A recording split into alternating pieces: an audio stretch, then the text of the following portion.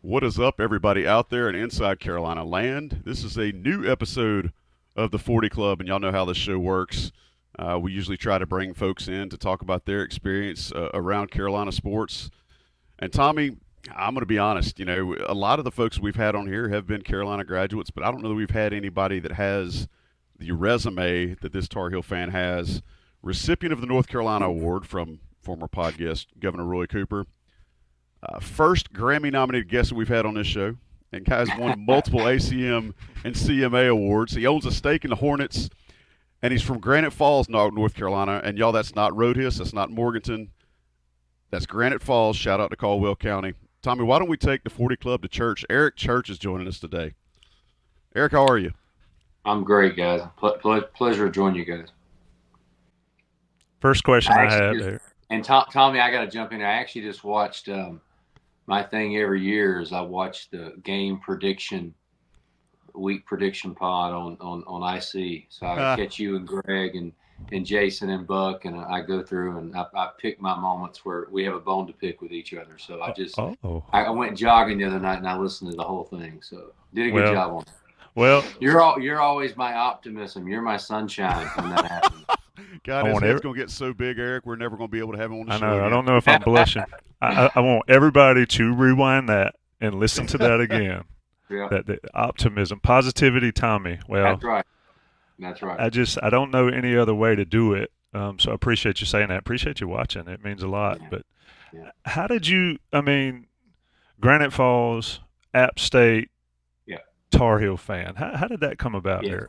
So I was a Tar Heel fan my entire life. My grandmother was a big Tar Heel. My dad's mom, and so from the pictures of me from and back then they were Polaroids, but the pictures of me from even when I was little, I was in Carolina blue, and born, bred, dead. I mean, that was just my entire existence. And went to App State. I mean, I would have loved to have went to North Carolina, but I'm a musician, so I couldn't get in North Carolina at that time. I thought about transferring in, but spent a lot of time in Chapel Hill.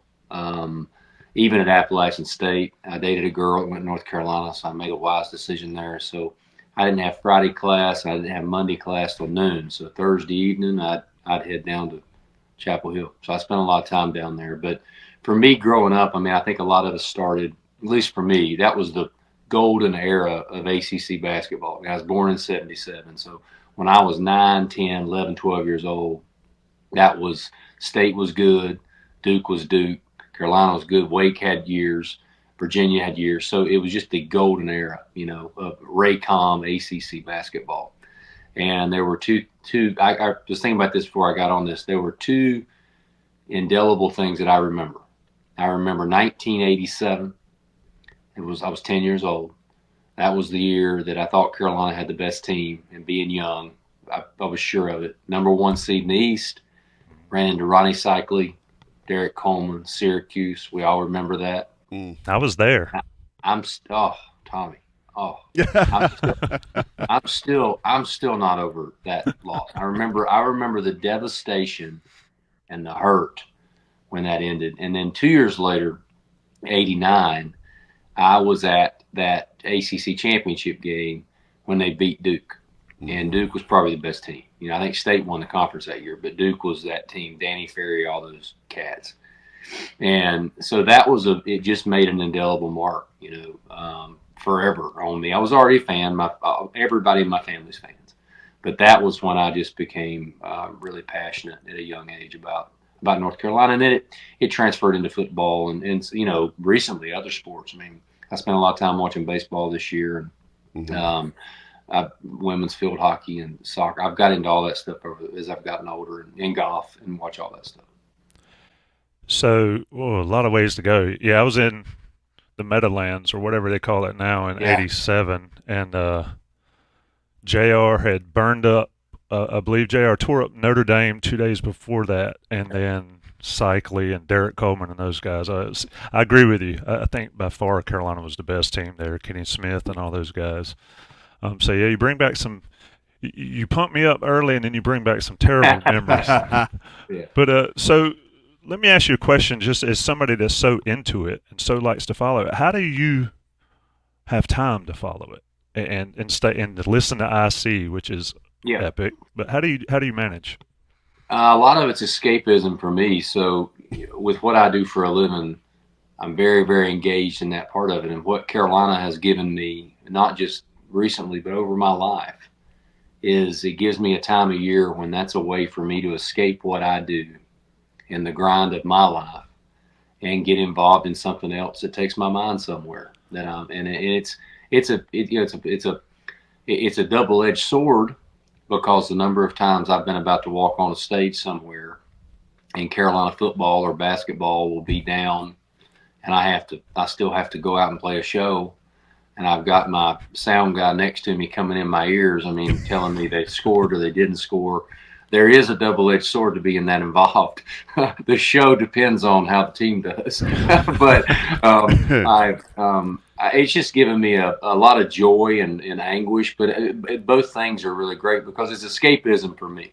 I get to escape what I do and get to be involved in something that I care a ton about and have tried to impart on my kids. I did marry a girl from Tennessee who family's Tennessee fans, so I'm fighting with my household right now to try to win allegiance. I'm doing all I can, but it's something that's just. I remember. I don't tell this story a whole lot, but I'll tell this story. When I was a younger man, my grandmother, who started this whole thing, my dad's mom, she got cancer, and I was in college. I was a freshman in Appalachian State, and she got cancer real bad, pancreatic cancer, which is bad, and she was in Baptist Hospital in Winston-Salem.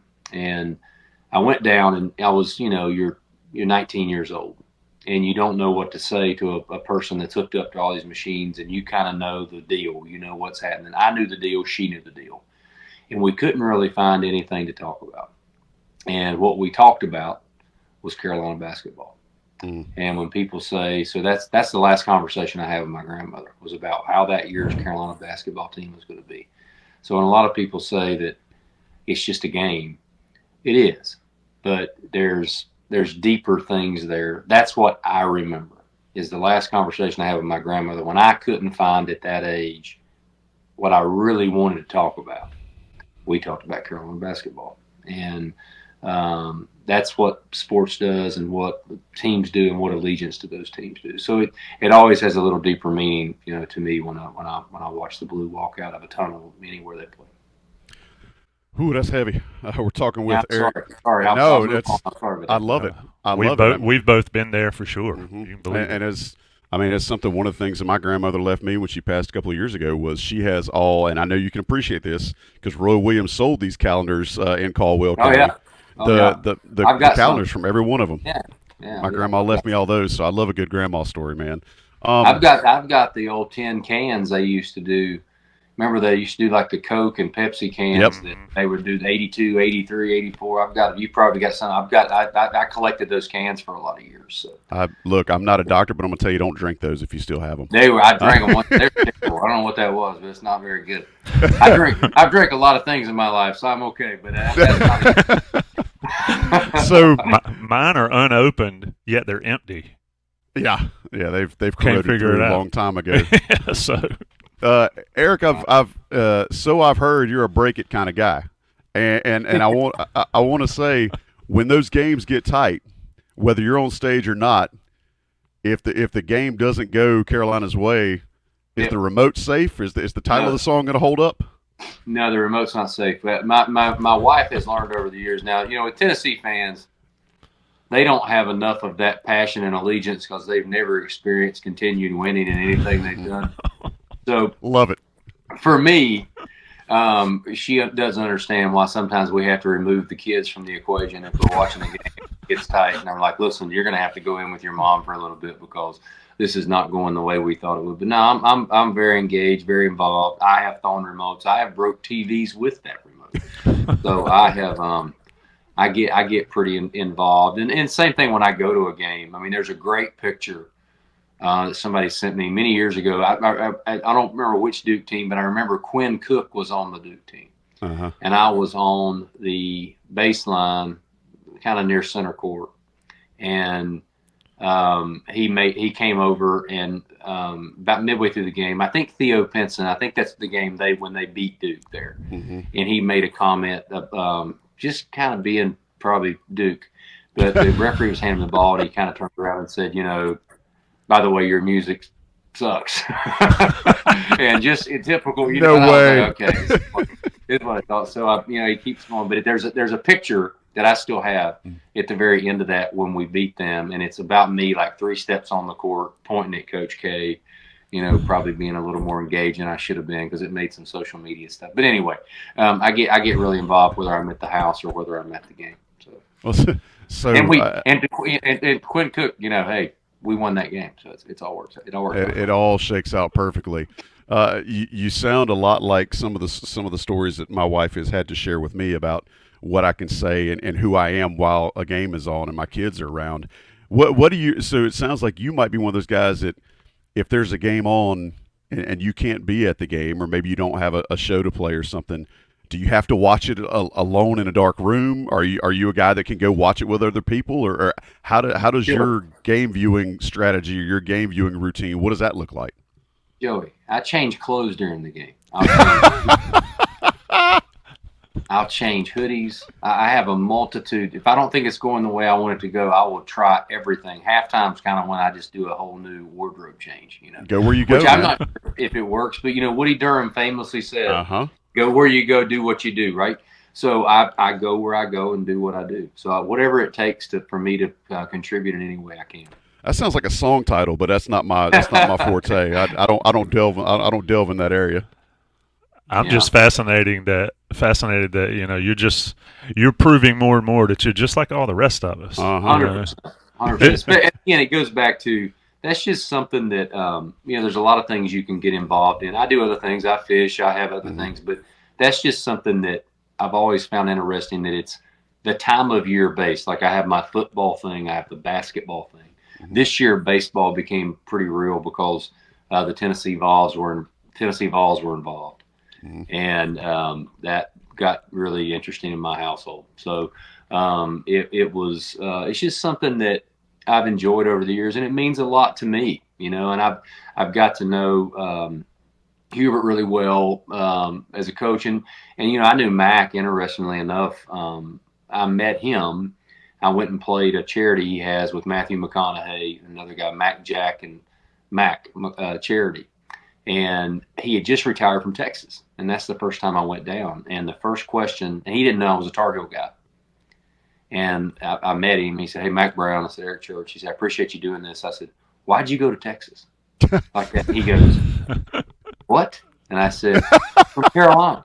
I said, "Why'd you leave?"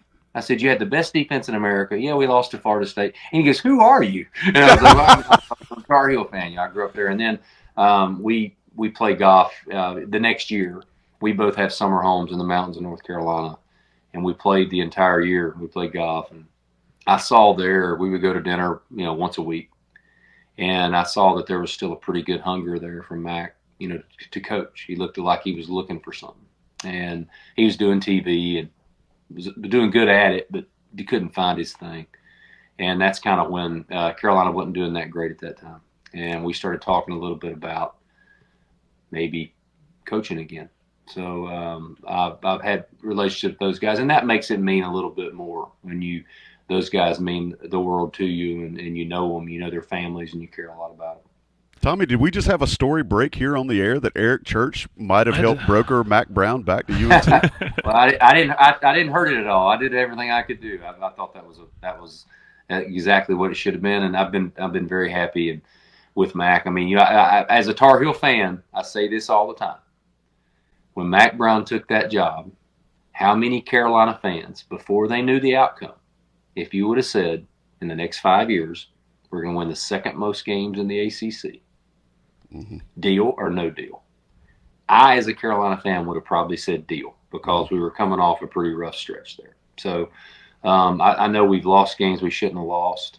We've lost to NC State more than any of us want to lose to NC State. But I think overall, the last 5 years, Mack has done a really good job with the program and built depth and got us to some places that I don't know that we would have gotten to with a lot of the younger coaches that people were enamored with at that time. You know, I mean, that's always cute and fun, but if they go to Carolina, some of those younger coaches, and they go 10-2, they're going to be in the SEC the year later. And the one thing I liked about Mack is I knew he had passion for the university, and that was going to be his last job. So I was a big proponent of that from Joe.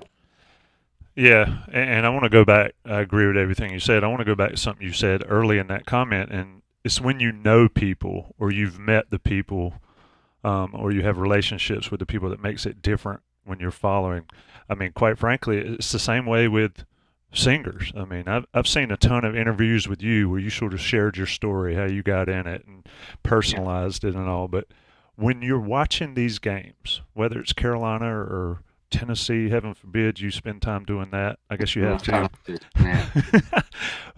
How is it when you know the person? Like when you know Mack and they lose to somebody they shouldn't have lost to. It's way more invested and way harder because I know and care for them, and I have I have a little different response. And listen, I get frustrated like everybody else, but it's just harder when you know. And the main thing that I've learned is how hard, they want to win. Roy Williams used to say he has more want to in his little finger than all of Carolina fans put together. That's true. I've got to know Roy over the years too. And I think they try so hard to represent, especially with somebody like Mack, somebody like Roy, somebody like Hubert, who played there. I mean, they are, that means so much to them. And once you get to know them and know how much that means and how hard they work at it, it's just harder when they lose, is the big thing. You're elated when they win, but you're not as elated when they win as you are heartbroken when they lose. Yeah. Also a Roy Williams quote. Absolutely. I mean, you don't coach as long as Roy Williams did by getting super jacked or super down, right, and have that success. And to continue that point, one thing I've learned covering, and Joey said a million years, it's only been like 26 years now working for Inside Carolina, is you realize they're just young men with talent. They can put a ball in a basket, they can run a football, but they're normally just regular kids, and that's for me is how it sort of shapes how I look at athletics. So let me ask you this: you've named a lot of players. Mm-hmm. If you had to pick one, if I'm in at Eric Church's childhood house, who does he have on the wall? J.R. Reid. At J.R. Reid, I was number 34 all throughout my athletic career because of J.R. Reid, and this is actually a good story too. You're leading me to a pretty good land here. We didn't set this up, by the way. Nah, not a bit. We're vibing because you watch my show.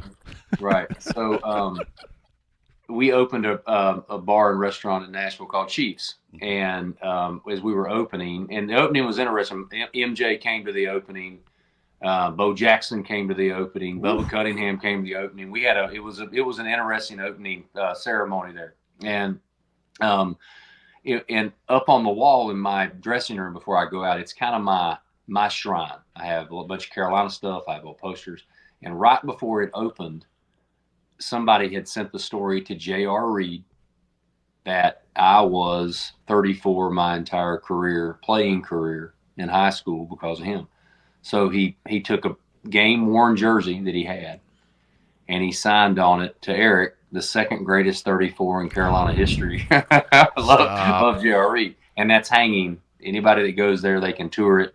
And I stare at it every time before I walk out. If I take the stage there at Chiefs, it's right by the door when I walk out. So that was my guy, and the reason I was 34. And that's where I go back to that indelible time. 87, 88, 89. That was when I was 9, 10, 11, 12 years old. And I lived by it. I mean, it was my air. And that was just, that was a time that those teams will always be special. Those teams never cut down the nets nationally, but that was some of my favorite Carolina basketball teams with Rick Fox and Bucknell and Lebo and all those guys. You had to love that too, especially watching him get drafted by the Hornets and, knowing your fandom there. I mean, that's a heck of a segue, right? Yeah. And that was long before I thought I'd be where I am now, but yeah, that is a good segue there. So I'm sure the old Hornets memorabilia has a different a different feeling to you now. But we're talking with Eric Church, Yeah. probably the I'm gonna go ahead and say it, Tommy. It's probably the most recognized name that we've ever had here on the show. We appreciate Eric making some time for us. Um, Eric, you talked about a little bit about your favorite player and specifically like guys that you follow and players that you get excited about. Who are you excited about this upcoming season? I mean, what do you want to see this upcoming year? I mean, we kick off here in a couple of days, and I know you're going to be. I know where you're going to be Thursday night, or at least where your attention is going to be. What do you want to see? What players are you looking forward to seeing this year when the Tar Heels take the field? Well, I think like a lot of Carolina fans, I think the past few years have been interesting because we had an expectation level because we knew who we had under center. I mean, last year, my expectation level, and I'm not afraid to say this, and Tommy will get this because he's a positivity guy, is I thought anything under 10 wins coming into the year, I was not going to be thrilled with. I know we won 8 games. But coming into the year, I thought if we take care of South Carolina, I was at that game, Tez Walker gets eligible. I had circled on my calendar Clemson, Death Valley, because I didn't think we would lose until then. And we get beat by Virginia and things happen, even when you're a top 10 team. And that was pretty devastating, I think, for a lot of people, myself included, right? And I think this year's a little more interesting because I was thinking about this the other night. In the last 5 to 7, 8 years, go back to the Fedora era. Everything with Carolina has been offensive explosiveness and hope on the other side. And it's been, you hope you have the ball last. You hope you can win 57 and 55. And I'm an old school. I'm older. I'm 47 years old. I like teams that are line of scrimmage teams where you can control the ball, you can run the ball, you can stop the run. And I think what's interesting for Carolina fans, and this is the optimism, here's the positivity, is I know where Carolina's picked. I know they're middle of the road. I know we don't know about the quarterback. I understand all that. But the way they can play this year has not been a way that North Carolina has played in a lot of years, where you can go through Hampton, you can run the ball, you can control, should be pretty good up front. You're really good on the back end. It could look more like what the SEC or Big Ten looks like at the upper level. That could make this team a dangerous and surprising team because they're not going to come out and score 35 or 40 points, I don't think. I think it's going to be something where they control the ball more. Anybody that watched the Georgia Tech-Florida State game, Georgia Tech manhandled them at the line of scrimmage. Yep. I didn't see that coming. I don't think that was on any bingo card that we had. But they manhandled, and they beat them. They beat them. They had the ball last to beat them. I think Carolina has the ability this year to possibly be that team where we don't have to have the ball last. We don't have to have 35 points in each half to come in and try to win the game. It's the old Tennessee Peyton Manning / T. Martin deal, right? They never won anything with Peyton Manning. T. Martin comes in, win it all. And I think Max Johnson, who I think is going to start, and then you'll have, I think Connor will play some too. But I think the one thing about that is T. Martin was a great game manager. He was not the talent of Peyton Manning, but he was a great manager. Now, I've said this to many people when I saw Carolina's rankings and the predictions. What would your prediction be if Drake May returned for his senior year on this roster? Dear God. Well, I mean, everybody 11 thought, and 1. So, everybody thought last year it was 10 or 11. Exactly. I mean, you're talking about a playoff. So if you're talking about your one position away, you got the running back, you think you got the line. That's where I go that it could be the kind of year. I know Mack feels good about his depth, and that's just, he said that publicly, but he's also said that privately. He feels good about that. He feels good about what they've been building over the last few years. And I think that is going to, I hope, please, I hope that matters late in the year, when we get to those games that you really shouldn't lose. Shouldn't have lost to Virginia last year. You shouldn't have lost that game. I don't know about Tech because I've just finally resigned that they're just going to beat us no matter who they got on the field. Right. I mean, they could go recruit whoever and they're just going to win. But I think that that's what I'm hoping you see as you go through this year. And the schedules, listen, it's still, I can find you all kinds of problems with the schedule because I'm paranoid. But it is somewhat of a favorable schedule early if you can get some wins rolling. Tommy, I know one of the things I think that has connected Eric with the church choir is that everybody can relate to a lot of the songs that he writes and the things he performs.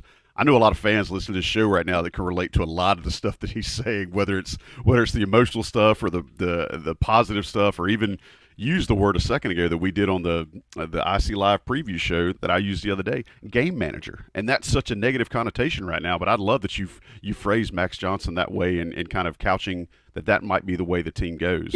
His dad won a Super Bowl as a game manager. Oh, I'm a Bucs fan. Yes, he's royalty. It can be done. I mean, that's where I say there's a lot of, I can't wait to see this year is kind of what I'm saying. Because I also think the ACC is pretty wide open. Mm-hmm. I think after what I saw with Georgia Tech, somebody tell me who they think the top is, because I think there's a lot of teams that are going to be pretty good. I think Boston College is going to be pretty good. Yes. I'm scared of that quarterback. I've got that circled on my schedule because I know what the weather's going to be, and I don't like it being before state. And that guy's electric, Castellanos guy. So I think there's a lot of stuff in the ACC this year. It's probably not going to be looked at good nationally because you don't have those 2 or 3 powers. It's going to be fun in the conference because I'm not sure week to week who's going to end up being somebody that jumps out.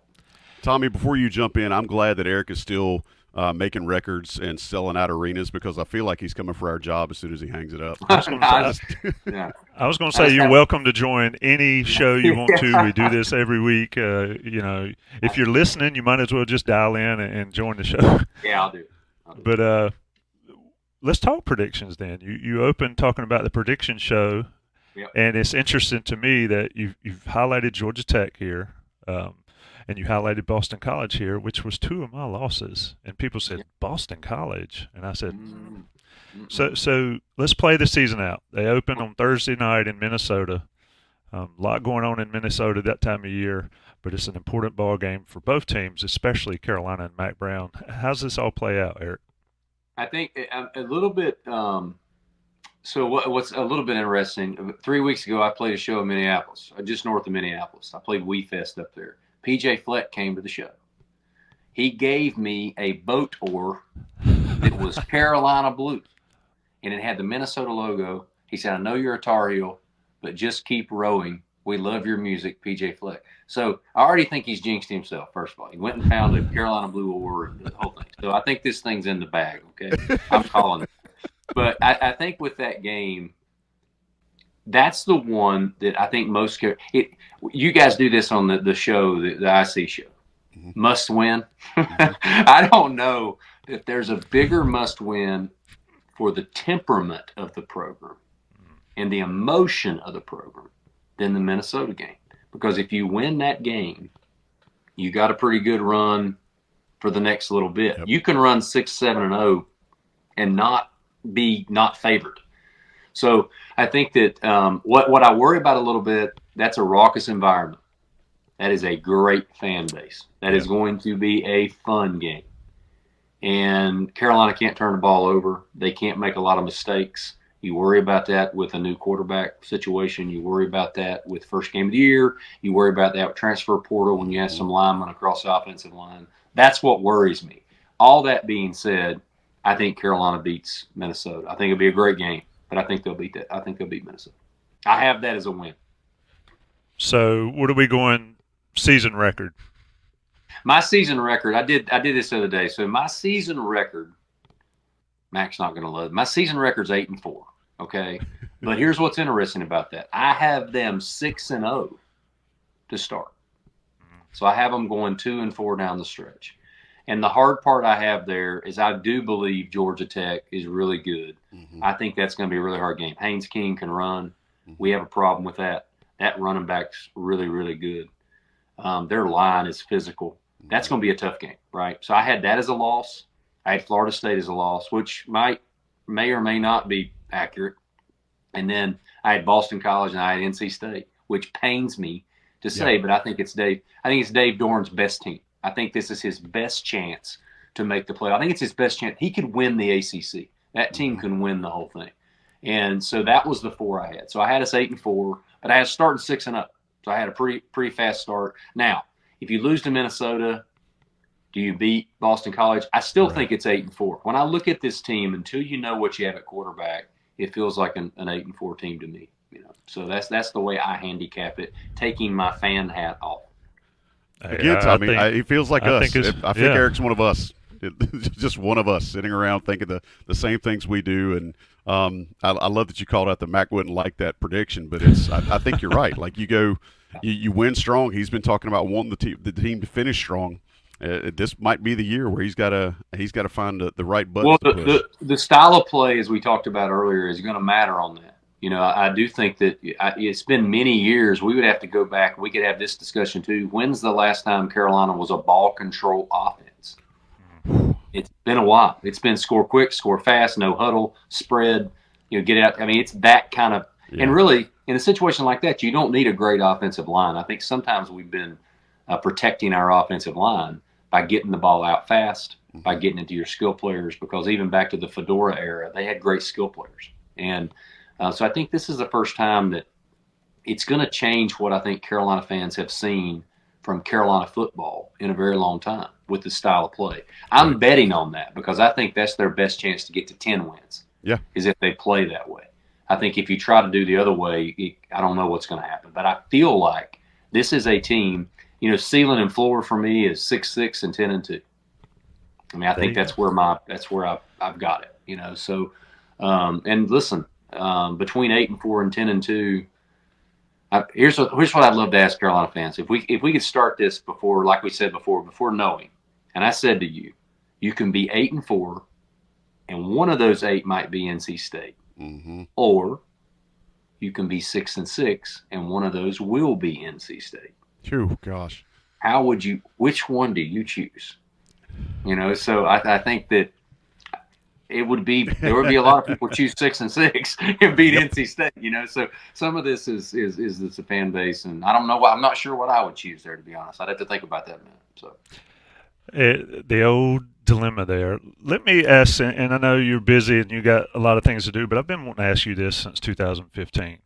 One of the coolest things ever that I've seen for Carolina football is coming out in the ACC championship game to your song, "The Outsiders." Yeah. How did that come about, and how do we make that a thing in Kenan Stadium going forward? It was perfect. It came out because we were the Outsiders that year. I mean, that was we weren't expected to be there, and it was they called me or approached me about that, and I was like, I love it because that's exactly who we are this year. We crashed the party, and it was a fun thing to see, and I'm sure we could. Well, I tell you what. If we do it this year, we would also be crashing the party. So we can just say right now, I relinquish whatever rights I need to relinquish, then they should use that song. So if they get the ACC championship game, I may come sing the damn thing myself. So just get to the game, Hey, let's push that a step further, Eric. So I, Eric Church, would blank to see North Carolina in a college football playoff. What would you do, or what would you give up? I'd probably, based on my history, I'd probably cancel the show.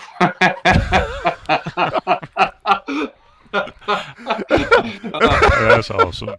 Oh man, we got to wrap on that. I'm not going to leave well enough alone. I know when good is great, and we'll let that one fly there. Eric Church, man, we sure do appreciate it. I could sit here and chop this up with you for an hour, but I know you got records to make and arenas to fill, and you also got a family to take care of. So, buddy, I appreciate you making time for us. Thanks for being a part of the IC family, and we hope to see you at Kenan Stadium sometime very, very soon. And good luck on the road wherever the tour takes you next. Thank you, guys. I appreciate what you guys do as well. When I'm out jogging, it keeps me going. It gets that extra mile or two in. So appreciate you guys very much. Yeah, man, always great. That's Eric Church. And before we get out of here, we got to shout out our sponsors. I mean, it's always great to have great guests. Eric Church is one of the greatest guests we've had on this show, but to have those great guests, we have to have great sponsors. And Johnny T-Shirt, JohnnyT-Shirt.com, certainly one of the greatest that Inside Carolina has. It's one of the greatest opportunities for you as a North Carolina fan to get everything you possibly need, whether it's on Franklin Street or online. They will ship it to your house, Joey. It's still amazing to me that I can sit right here and I can type Johnny T-Shirt and it'll show up at the door. But Johnny T-shirt, they take care of you. They've got the uniforms. It's football season, folks. They've got the uniforms. They've got all the NIL stuff. They've got anything you could possibly want there in store and online. And if you're an Inside Carolina premium subscriber, which now is the time to do it, do it now. You get 10% off your order. Joey, who else we got? Another great sponsor, locally owned, great sponsor. So let me tell you about Congruity. And let me tell you specifically about Matt at congruityhr.com. Reach out to Matt. Matt's going to actually reply. Tommy, how many places you know that if you just email them, they're going to respond back to you like directly and answer questions and give it is what you need? How many people that if you email them out of the blue, that's what you're going to get? Not many this day and age. It goes straight to the spam folder. Yep. Not Right. the case with Congruity. You do that with Congruity, they will get back with you and immediately help you figure out what it is that they can do to help your small or medium-sized business. We just got done hearing Eric talk about how he became a North Carolina fan. Well, Congruity are IC fans, and we want you to be fans of Congruity. If you have ways that you think your business could be optimized, reach out. Let those guys know. Matt at congruityhr.com. It's a local company with a really strong reputation here in North Carolina, but they also have clients, and they have a reputation outside of North Carolina, across the country as well. They help everybody. And so if you think that might be a way you can save some money and focus on your bottom line at your small or medium-sized business, hit Congruity up, congruityhr.com. Remember, email Matt at congruityhr.com. He'll take care of you. And if he can't take care of you, you probably can't be helped. We certainly appreciate Congruity checking us out, and we appreciate them supporting all that we do here on Inside Carolina, including an epic show with Chief. Tommy, did you get anything out of that show that you maybe, other than the fact that he immediately starts the show saying he listens to you and Buck and Staples and Greg? I mean, that's you can retire now, right? Yeah, absolutely. He and not only that, he's the positivity person, right? He's always the tough guy. Seems to be the tough guy, but he loves the positivity. You got to be positive, Joey. And yeah, I'll take Ayton. I think to answer his question at the end, I think most North Carolina fans would have to have the NC State win if it was 8-4 this year. I think a better question would be, do you take 10-2 without an NC State win? Maybe that's a topic for discussion later on down the road. But yeah, just a wonderful guest, a wonderful, just like us, just like the regular fan. He is just a that social media meme, the social media meme where it's like one of us, he laid it out for you. He thinks, feels, eats, sleeps, and breathes like everybody else that is a part of our shows in the Inside Carolina universe. And if you're not an Eric Church fan before this show, I'm going to go ahead and bet you will be after. So we appreciate Eric making time, and I got to give a shout out to Brandon Schneeberger with Eric's company for helping make that happen. Brandon was an absolute rock star to work with, and I appreciate him and the folks at Solid Entertainment for helping to set that up. But who knows? We might see Eric on the sidelines sometime very, very soon because, if he gets a chance, he's going to come to a Tar Heel game. Yep, indeed. Let's wrap it up. Let's get out of here. It's been a special edition of the 40 Club, an honorary member, but definitely one that deserves to be enshrined in the 40 Club. That's Joey Powell. I'm Tommy Ashley. This is Inside Carolina. Stay tuned for a ton more content as we roll on to the season.